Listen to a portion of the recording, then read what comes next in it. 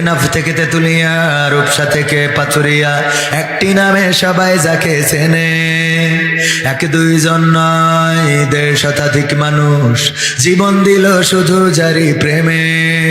সেই মানুষের মুক্তি চেয়ে যেতাম আমি গান গে, সেই মানুষের মুক্তি চেয়ে যেতাম আমি গান গে।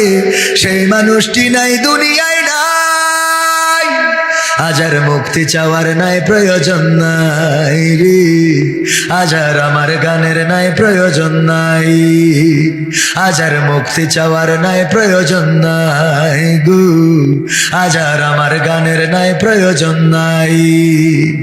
আল কোরআনের মধুর বাণী বলতো সুরে সুরে, নবীর বাণী পৌঁছে দিত বিশ্বটাতে ঘুরে।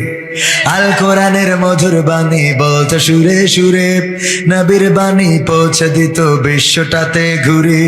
তার মুখের বয়ান শুনে হতো মুসলমান, বুকের সাথে বুক মিলিয়ে ধন্য কত প্রাণ। সেই মানুষের মুক্তি চেয়ে যেতাম আমি গান গে, সেই মানুষের মুক্তি চেয়ে যেতাম আমি গান গে।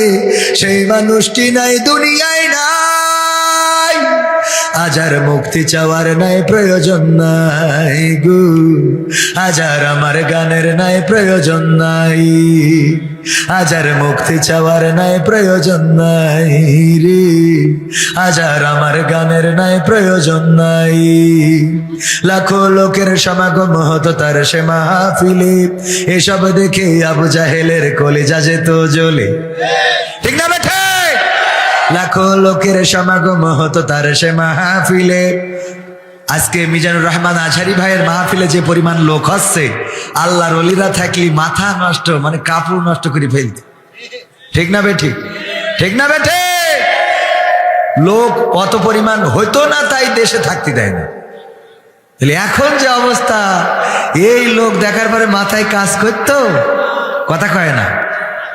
লাখো লোকের সমাগম হতো তার সে মাহফিলে, এসব দেখে আবু জাহেলের কলিজা যেত জ্বলে।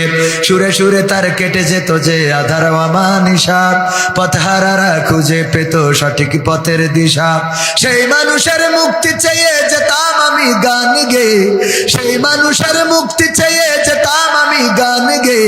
সেই মানুষটি নাই দুনিয়ায় নাই, আজ আর মুক্তি চাওয়ার নাই প্রয়োজন নাই রে, আজ আর আমার গানের নাই প্রয়োজন নাই, আজ আর মুক্তি চাওয়ার নাই প্রয়োজন নাই গো, আজ আর আমার গানের নাই প্রয়োজন নাই। এই মানুষটা কত বছর কারাগারে ছিল?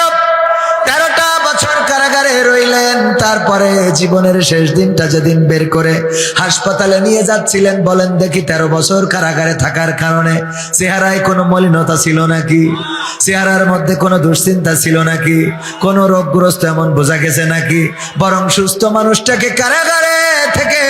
কারাগার থেকে বের করে নিয়ে হাসপাতালে ইনজেকশন পুশ করে শহীদ করা হলো। ওগো আমার ভাইয়েরা, অথচ এখন যেসব আল্লাহর ওলিদের ধরা হচ্ছে, ধরার পরে চেহারা দেখে চিনা যায় না। ঠিক না বেঠে? আল্লাহর প্রতি তাদের এতটাই আস্থা ছিল যে বিপদে মুসিবতে ডেকেছেন কাকে? ডেকেছেন আল্লাহকে। আল্লাহ সব জায়গায় আছে না নাই? যদি কেউ ঘরের মধ্যে থেকে আল্লাহকে ডাকেন, আল্লাহ আছে না নাই? যদি কেউ মাঠের মধ্যে থেকে ডাকেন, তাও আল্লাহ ডাকের সাড়া দেন। যদি কেউ অন্ধকার থেকে ডাকেন, আল্লাহ সাড়া দেন। যদি কেউ দিনের আলোতে ডাকেন, তাও আল্লাহ সাড়া দেন। যদি কেউ একাকিত্বে ডাকেন, তাও আল্লাহ সাড়া দেন।